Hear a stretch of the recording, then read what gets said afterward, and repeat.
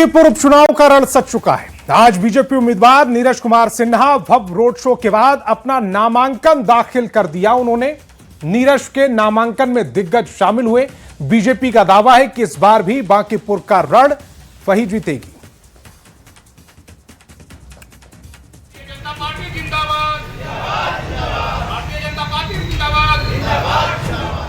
बांकीपुर के बीजेपी उम्मीदवार रथ पर सवार हैं। विजय की हुंकार है। बांकीपुर का रण अब पूरी तरह सज चुका है। ये तस्वीरें हैं बीजेपी उम्मीदवार नीरज कुमार सिन्हा के नामांकन की। बीजेपी के भव्य रोड शो में कार्यकर्ताओं का जोश हाई है।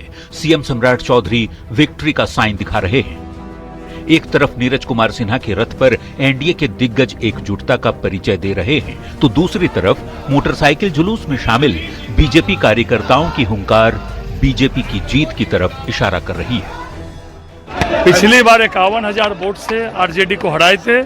इस बार 51,000 से बेसी वोट से आरजेडी को हराएंगे। बांकीपुर की जनता बीजेपी के समर्थन में रही है, जंगल राज से लालू जी के खिलाफ रही है। एक साधारण मंडल अध्यक्ष को टिकट देकर के राष्ट्रीय अध्यक्ष माननीय नितिन नवीन, प्रदेश अध्यक्ष संजय सरावगी जी मंडल अध्यक्षों के बीच में और एक आम कार्यकर्ता के बीच में उत्साह बढ़ाने का काम किया है। इस बार तो जितना ही जितना है वहाँ तो फिक्स मान के चलिए कि वहाँ का जो हम लोग का जो भारतीय जनता पार्टी का जो काम किया हुआ है उसी के आधार पर वहाँ तो जीत तय है।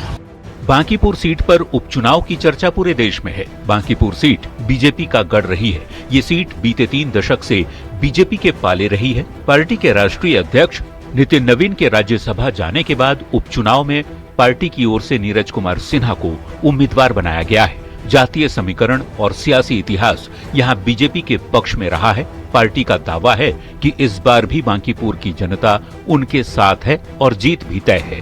न्यूज 18 के लिए पटना से रवि एस नारायण की रिपोर्ट। तो चलिए समझते हैं बांकीपुर सीट का सियासी दाव। बीजेपी के लिए बांकीपुर सीट प्रतिष्ठा की लड़ाई बन चुकी है।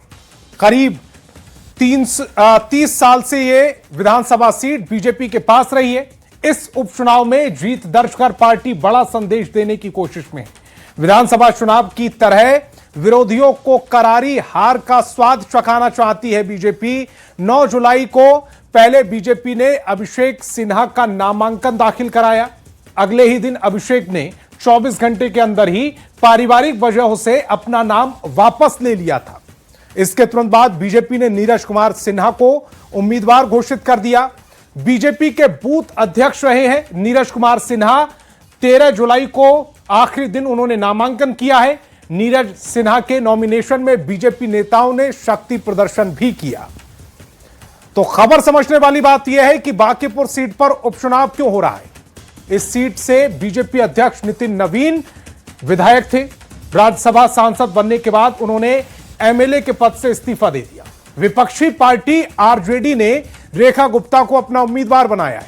इसी सीट से जन स्वराज के संस्थापक प्रशांत किशोर चुनाव लड़ रहे हैं।